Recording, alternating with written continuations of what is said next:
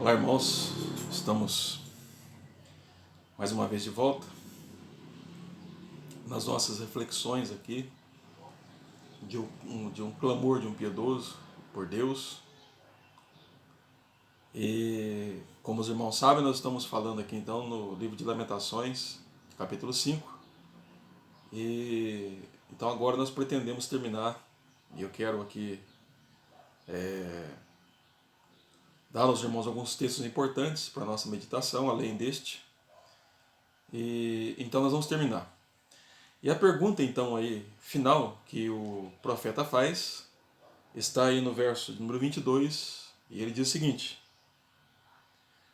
por que nos rejeitarias totalmente? Por que te enfurecerias sobremaneira contra nós outros? Então veja que de novo, eu quero só relembrar aos irmãos que o ponto aqui da pergunta do salmista ou do profeta é Deus. Diante da calamidade, diante dos problemas que agora ele está enfrentando, vendo a destruição do seu povo, vendo a destruição da cidade que ele amava, que era Jerusalém, vendo a destruição do templo, e que simbolizava a presença do Senhor, e uma série de problemas que o seu povo estava enfrentando, o salmista quer Deus, o profeta quer Deus. E então ele pergunta para Deus: por que nos rejeitarias totalmente? Ele está falando com Deus.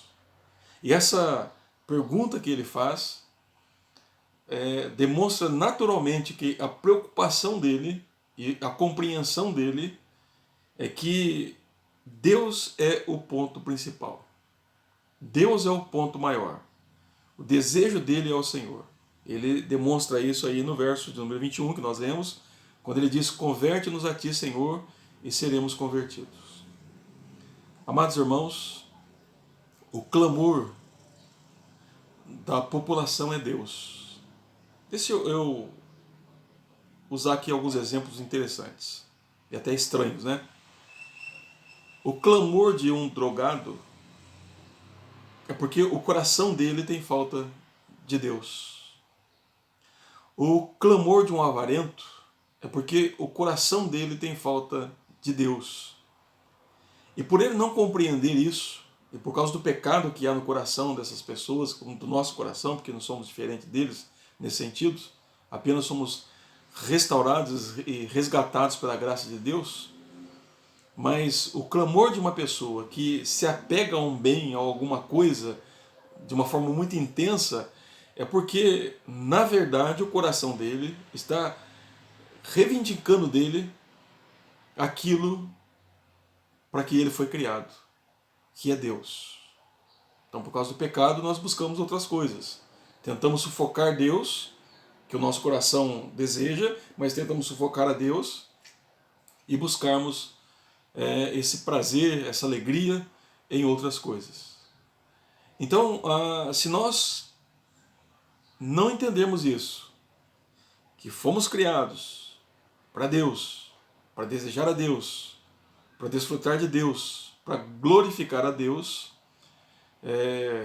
acho que falei isso em áudios anteriores, nós vamos viver uma vida fracassada eternamente. Então veja que o salmista, ou o profeta, eu estou aqui, de vez em quando falo salmista e profeta, porque eu estou acompanhando aqui o livro de Salmos e também o livro aqui de Lamentações, e nós já vamos ler alguns textos lá no livro de Salmo, né? Mas a ideia aqui é que ele diz: por que rejeitarias-nos totalmente? Ele está se dirigindo a Deus, e o desejo do coração dele é Deus. O foco da pergunta dele, o ponto último da pergunta dele é Deus. Então o profeta nos ensina então a Deus. Diante de toda a calamidade, de todo o problema que ele está enfrentando, ele está então elevando o seu coração a Deus. E ele está então buscando a Deus porque ele compreende uma coisa: Deus é a única resposta para o coração dele. Para o coração dele. Então, irmãos, nós como piedosos e piedosas, nós precisamos entender isso, que Deus precisa ser o ponto central da nossa vida. O ponto central da nossa vida. Eu quero ler ainda com os irmãos alguns exemplos disso. Quando nós vamos lá para o livro de Êxodo, capítulo de número 33, depois que o povo peca contra Deus, e Moisés então sobe para interceder por eles, veja o que Moisés pede para Deus. Ele fala assim no verso 12 do capítulo de número 33 do livro de Êxodo. Ele diz assim: Disse Moisés ao Senhor: Tu me dizes, faze subir este povo, porém não me deste saber a quem has de enviar comigo. Contudo dissestes: Conheço-te pelo teu nome, também achastes graças aos meus olhos. Veja o pedido dele. Agora, pois, se achei graça aos teus olhos, rogo-te que me faças saber neste momento o teu caminho, para que eu te conheça e ache graça aos teus olhos, e considera que esta nação é teu povo. Então, o que Moisés pede para Deus nesse período? Ele diz assim: rogo-te que me faças conhecer neste momento o teu caminho, para que eu te conheça. O que Moisés quer? Conhecer Deus, os propósitos de Deus. O desejo deste homem é Deus. Diante do problema que o povo enfrenta, ou que o povo provoca por causa dos pecados dele, talvez na sua ira Moisés poderia dizer: acaba que esse povo comece de novo. Ele não faz isso. Ele vai até Deus e diz: rogo-te que me faças conhecer o teu caminho, para que eu te conheça. Então, o que Moisés deseja? Ele deseja a Deus. Ele não para aí. Aí Deus responde para ele, diz assim: a minha presença, respondeu-lhe, a minha presença irá contigo, e eu te darei descanso. Veja agora no verso número 15. Então lhe disse Moisés: se a tua presença não vai comigo, não me faça subir desse lugar. O que Moisés queria? Deus. Ele quer que Deus vá com ele. Os irmãos estão percebendo a profundidade disso? E esse texto foi registrado para nós, para que nós compreendamos isso, que o mais importante para nós é Deus. Acima de qualquer coisa, é Deus. Versículo de número 17, ou melhor, versículo 18 do capítulo 33 do livro do Êxodo, que diz assim: então ele disse: rogo-te que me mostres a tua glória. Então veja que Moisés quer mais ainda. Ele diz: eu quero que o Senhor me mostre a tua glória. Este homem desejava a Deus. Este homem queria a Deus. Conhecer mais de Deus. Se aprofundar mais no conhecimento de Deus. Esse é o desejo do coração dele. Mas vamos para os Salmos. Salmo de número 42. Os irmãos vão perceber aí como é que o salmista começa, então, o Salmo de número 42. Veja o que o salmista diz aí. Salmo 42, verso de número 1. Diz assim: como suspira a corça pelas correntes das águas, assim por ti, ó Deus, suspira a minha alma. A minha alma tem sede de Deus, do Deus vivo. Quando irei e me verei perante a face de Deus? O que este homem queria? Este homem queria a Deus. Ele diz que a alma dele tinha sede de Deus. Ele queria ir na presença de Deus e contemplar a face de Deus. A face de Deus. Ele diz: a minha alma tem sede de Deus. Ele diz: como suspira a corças pela corrente das águas, assim por ti, ó Deus, suspira a minha alma tem sede de Deus, do Deus vivo. Quando irei e me verei perante a face de Deus? Este homem quer Deus. Este homem deseja Deus. O coração dele suspira por Deus. Suspira por Deus. Vamos ver um pouco mais. O Salmo de número 73. Veja o que o salmista diz aí no verso 25. Quem mais tenho eu no céu? Não há outro em quem eu tenha me compraze na terra. Ainda que a minha carne e o meu coração desfaleçam, Deus é a fortaleza do meu coração, a minha alma, a minha herança para sempre. Versículo de número 28 do Salmo 73, ele diz: quanto a mim, bom é estar junto a Deus. No Senhor Deus ponho o meu refúgio, para proclamar todos os seus feitos. Então veja que o prazer deste homem, que um dia olhou para os ímpios e quase que escorregou na sua fé, mas quando ele contempla o Senhor no seu templo, o que ele deseja? Ele compreende algo importante, que tanto nos céus quanto na terra, o bem maior dele é Deus. E agora ele vai dizer então que a carne dele, o coração dele então vai estar apegado em quem? Em Deus. Em Deus. E aí ele diz assim: quanto a mim, bom é estar junto a Deus. Este homem desejava Deus. Este homem queria Deus. O prazer deste homem é Deus. Salmo 67 é um salmo interessante, que é chamado aí a proclamação, né, de um homem santo. Ele diz assim: seja Deus gracioso para conosco e nos abençoe, faça resplandecer sobre nós o rosto, para que se conheça na terra o teu caminho e em todas as nações a tua salvação.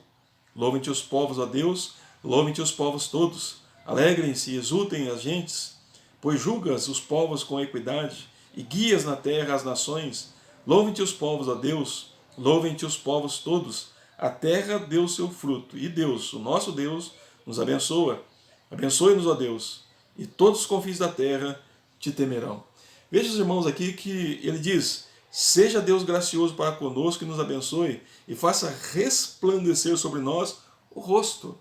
Resplandecer sobre nós o rosto é aqui o que o salmista faz, ou fala, é a mesma coisa de dizer que a tua presença seja conosco, que o Senhor esteja conosco. E isso acontecendo, ele diz: as nações da terra irão te conhecer. Então veja que o que o salmista deseja? Ele deseja Deus, ele deseja a presença de Deus, ele quer mais o conhecimento de Deus, ele quer mais desfrutar de Deus. Então o alvo principal dele, de todos esses homens piedosos, é Deus. Ele quer Deus. Amados irmãos, precisa ser natural, precisa ser algo verdadeiro na minha vida e na sua vida, que seja na alegria ou na tristeza, seja na saúde ou na doença, seja na dor ou sem dor alguma, que tudo isso nos impulsione a conhecer cada vez mais ao Senhor e a desejar cada vez mais a Deus. Cada vez mais a Deus. O pastor deve subir ao púlpito e pregar, ele ora, ele deve orar e fazer o que ele faz para que o povo conheça Deus e para que ele experimente cada vez mais de Deus. O membro de uma igreja, ele é atuante, ele frequenta a igreja, ele tem prazer na igreja, porque ele quer conhecer mais a Deus e se aprofundar mais no conhecimento de Deus. Missões é isso. Nós proclamamos para o mundo a nossa alegria, como o Salmo 67 nos ensina. E qual que é a nossa alegria? A nossa alegria é o Senhor. Nós desejamos mais de Deus, queremos mais a Deus. Então, o que o profeta Jeremias, então, lá em Lamentações, está nos ensinando? Ele está nos ensinando que o desejo dele maior é Deus. É Deus. Que mesmo diante das tragédias, diante dos problemas que Deus trouxe sobre eles, mas o salmista continua querendo a Deus. E podemos então afirmar que o propósito de Deus está sendo cumprido. Jeremias quer Deus, ele busca Deus. Então ele diz aí: por que nos rejeitarias totalmente? E por que te enfurecerias sobremaneira contra nós outros? O salmista ou o profeta quer Deus. Capítulo de número 3, aí, irmãos, nos ensina algo importante. O profeta, então, nos ensina a esperar em Deus. E como é que ele faz isso? Aí no verso de número 22 ele diz o seguinte: as misericórdias do Senhor são a causa de não sermos consumidos, porque as suas misericórdias não têm fim. Este homem tem esperança. Ele quer Deus, ele está buscando a Deus, mas ele tem esperança. Porque ele sabe que Deus é um Deus de misericórdia e que as misericórdias do Senhor não têm fim. Então esse homem está nos ensinando a esperar em Deus. A esperar em Deus. Versículo 23 ele diz, do capítulo 3 de Lamentações: renovam-se a cada manhã, grande é a tua fidelidade. Então ele tinha esse conhecimento, que Deus é um Deus de misericórdia. Apesar da tragédia, dos problemas que Deus havia trazido sobre eles, este homem tinha esperança em Deus, nas misericórdias de Deus. E ele sabia que as misericórdias do Senhor se renovam a cada manhã. Então, se no capítulo 5 ele está buscando por Deus, no capítulo 3 ele responde, mostrando para nós que ele esperaria em Deus, nas misericórdias de Deus. Versículo de número 24, ele faz uma declaração tremenda quando ele diz assim: a minha porção é o Senhor, diz a minha alma, portanto esperarei nele. Olha, irmãos, perdeu tudo, mas ele não tinha perdido Deus. Ele diz: a minha porção, ou a minha herança, o meu bem maior é Deus. Ele diz: então eu vou esperar em quem? Em Deus. Em Deus. Versículo de número 25 ele diz: bom é o Senhor para os que esperam por ele, para a alma que o busca. Então veja que ele está ensinando aqui nós esperarmos em Deus. Suplicamos a Deus, clamamos por Deus e esperamos então que Deus nos responda. Que Deus nos responda. Ele espera em Deus. Versículo de número 26. Bom é aguardar a salvação do Senhor, e isso em silêncio. Então veja que lá em cima ele diz: esperarei nele, no verso número 24. No verso de número 25, os que esperam por ele. Agora aqui no verso de número 26, aguardam a salvação do Senhor. É isso que ele diz aí: bom é para o homem suportar o jugo na sua mocidade. Então, veja os irmãos aí que aqui ele fala suportar. Então, observe que a ideia do salmista ou do profeta é esta: esperar em Deus. Ele clamou pelo Senhor, ele deseja Deus, mas ele não perde a esperança em Deus. Então ele diz: eu vou esperar no Senhor. No Senhor. Que coisa maravilhosa é isso aqui, meu irmão. Lucas, capítulo 11, os irmãos conhecem bem esse capítulo aí. Lucas 11, Jesus diz assim: por isso eu vos digo, pedi e dar-se-vos-á, buscai e achareis, batei e abrir-se-vos-á, pois todo o que pede recebe, o que busca encontra, e a quem bate abrir-se-lhe-á. E quem bate abrir-se-lhe-á. E o que eles pedem? Veja aí no verso número 11 até o 13. Qual dentre vós é o pai, que se o filho pedir pão, lhe dará uma pedra? Ou se pedir um peixe, lhe dará no lugar do peixe uma cobra? Ou pedir-lhe um ovo, lhe dará um escorpião? Agora veja o 13. Ora, se vós que sois maus sabeis dar boas dádivas aos vossos filhos, quanto mais o Pai Celestial dará o Espírito Santo àqueles que lhe pedirem? O que o Pai dá? Deus, o Espírito Santo.